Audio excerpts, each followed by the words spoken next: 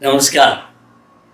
आज जिस तरीके का एक आभा मंडल सूरज के सामने चारों तरफ बना है, वो एक मज़ेदार भी है और एक नेचुरल फिनोमिना भी है।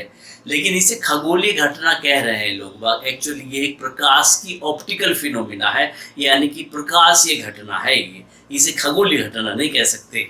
होता ये है कि जब लाखों करोड़ों अरबों बहुत सारे क्रिस्टल हेक्सागोनल हेक्सागोनल का मतलब है छह षष्ठभुजाकार आकृति के, जब क्रिस्टल बर्फ के क्रिस्टल चारों तरफ जमीन से करीब 5 से 6 किलोमीटर के ऊपर, यानी कि 10 किलोमीटर के बीच में लगभग, जब जमीन से जब वो क्रिस्टल सूरज के चारों तरफ इस तरह से अपवर्तित करते हैं, सूरज की लाइट को, प्रकाश को अपवर्तन करते हैं, तब इस तरीके का सूरज के ये चांद के चारों तरफ एक वलय बन जाता है, जिसे हम रिंग बोलते हैं, सन हेलो बोलते हैं, सूर्य प्रभा मंडल भी बोल सकते हैं इसको।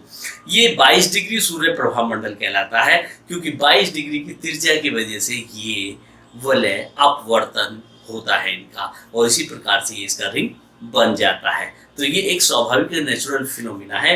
लेकिन जब इस तरह की चीज़ें घटती हैं, तो कई बार इसे मौसम विभाग भी अपने साथ में साझा करता है, इस्तेमाल करता है, और लगभग बारिश के उसके बाद, घटनाओं के बाद, ज़्यादातर अमूमन 24 घंटे बाद बारिश होती है। ये एक स्वाभाविक प्रक्रिया है। अगर यही बर्फ़ के क्रिस्टल ना हो और उसकी जगह पर यदि ये पानी की बूंदों के क्रिस्टल बन जाएं, पानी के, बर्फ के ना हो, पानी की बूंदों के बन जाएं और निचाई पर हो, तो ये इंद्रधनुष बनता है। और नेचुरली कई बार आपने देखा होगा कि बारिश के बाद कई बार इंद्रधनुष भी बनता है।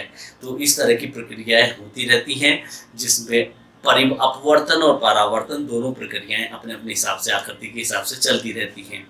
तो उस तरीके से वो अपनी अलग अलग आकृतियां बनाते रहते हैं। कई बार रिंग्स भी बनाते हैं, या अलग अलग डायरेक्शन में, जिस तरह का भी क्रिस्टल, जिस तरह से डिजाइन होते हैं, उसी एंगल में वो 22 डिग्री के एंगल में अपने प्रकाश का अपवर्तन या परावर्तन कर देते हैं, जिसकी वजह से आकृतियां अलग अलग बनती हैं। जरूरी नहीं है कि वो हेक्सागोनली वलयकार ही बने, रिंग ही बने हैं, कुछ और भी बन सकता है। तो ये जानकारी मजेदार है और जाननी भी चाहिए सभी को, क्योंकि ये प्रकाश का, कहना चाहिए, एक प्रकाशीय घटना है, ना कि खगोलीय, लेकिन है बड़ी मजेदार। ये सूरज के साथ भी होती है और चंद्रमा के साथ भी।